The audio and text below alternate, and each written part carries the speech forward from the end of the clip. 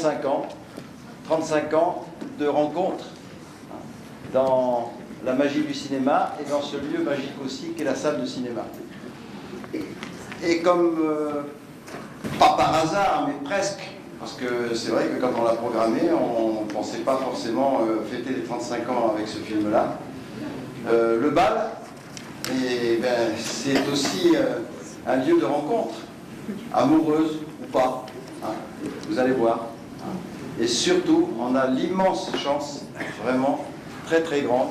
Je sais que beaucoup d'entre vous ont vu le film, moi je l'ai vu plusieurs fois, mais j'ai jamais eu la chance de ce soir, c'est-à-dire d'accueillir celui qui a fait la pièce de théâtre, Jean-Claude Pinchna, et sa femme, actrice, hein, et qui vous allez reconnaître tout de suite, dès le début du film, pratiquement. Ah, si, vous reconnaître. Moi, je vous ai reconnu, quand vous avez vu. Ça, c'est vraiment inespéré. Donc, je les remercie du fond du cœur d'avoir fait ce voyage, pas anodin quand même, hein, et d'être venu jusqu'à nous. Et je remercie du fond du cœur aussi Max, sans lesquels on n'aurait pas pu les joindre et les persuader de venir jusqu'à nous. Voilà, je vous invite à vous.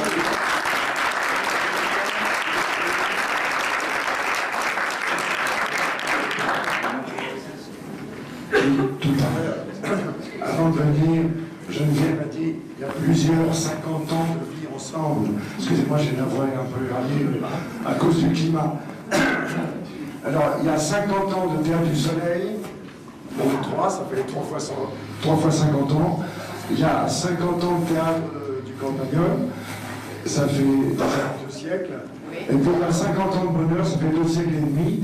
Et je suis heureux de les accueillir et de les remercier devant vous, car ils ont répondu présent avec une simplicité que rarement les comédiens arborent. Je tiens à le dire. Alors, je voudrais que vous les applaudissiez.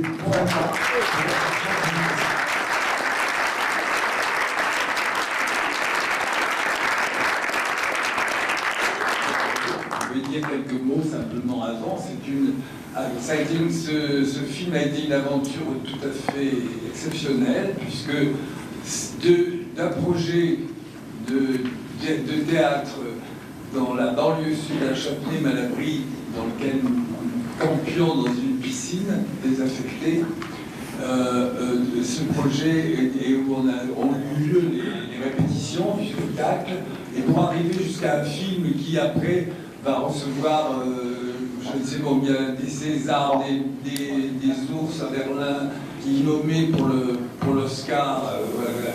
Donc si vous voulez, c'est une histoire tout à fait extraordinaire, étonnante, et finalement, comme toutes les histoires des films qui sont si difficiles à monter. Voilà.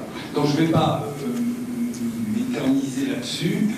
En tout cas, ça a été un grand moment de bonheur et de difficulté aussi, puisque le film a eu 2 tournages. Un premier tournage dans la région parisienne, puis l'aventure de Scola, la remise en train du film pour notre bonheur à Rome, puisque c'est à Cinecittà, dans les studios de cinéma extraordinaires, que ce film a été tourné.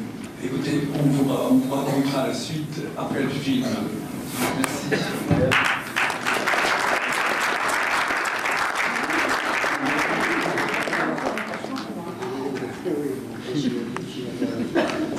J'ai un souvenir d'un tourbillon qui a duré je ne sais pas combien d'années, où on a répété beaucoup dans des endroits invraisemblables. Scola qui est venu nous voir, qui a dit je voudrais que cette pièce que ce soit moi qui ai écrit. On dirait que c'est moi qui ai écrit cette pièce, ce qui n'était pas vrai. Et donc, voilà, il a voulu le tourner, et puis après il a été malade, ça a été impossible. On s'est dit, bon, c'était un rêve et ça ne marchera pas. Et puis, il s'est remis, il a voulu, et ça a recommencé, et on a tourné à Rome, parce que c'était beaucoup moins cher qu'ici, qu'en France, et pour moi beaucoup plus agréable. Et ça a duré 4 mois de tournage à Cinecittà, ce qui était vraiment extraordinaire, avec à côté de nous Fellini qui lui tournait la n'avait pas. Donc c'était, vous voyez tous les personnages, ça a été quand même assez formidable.